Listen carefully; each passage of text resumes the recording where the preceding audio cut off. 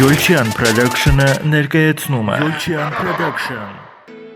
Վանաձորի Խաչատուր Աբովյանի անվան թիվ 9 հիմնական դպրոցի և Վանաձորի Սուրբ Սարգսի անվան թիվ 31 մանկապարտեզի բարեկամական կապը սկսվեց ամիսներ առաջ, երբ մանկապարտեզի տնօրեն նշանակվեց Մանե Մամյանը։ Ամիսներ առաջ դպրոցի աշակերտները մանկապարտեզի բալիկներին օգնեցին ծառատուն կատարել։ Իսկ այսօր 3-րդ և 6-րդ դասարանի աշակերտները փոխտնօրեն Լորետ Ավետիսյանի, դասարանի դասղեկների և մի խումբ այլ մանկավարժների հետ այցելել էին մանկապարտեզ։ Լուսավոր դահլիճը վերածվել փոքրիկ թատերական խմբի։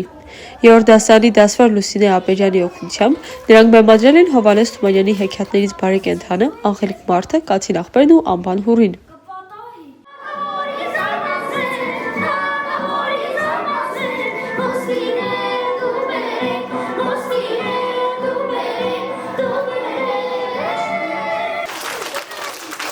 Իսկ 6-րդ դասարանի աշակերտներն իրենց դասղեկ Նարինե Ծատուրյանի օգնությամբ բեմադրեցին Կիկոսի մահը։ Փաչես ասի հերաջա, գնացի մաթի,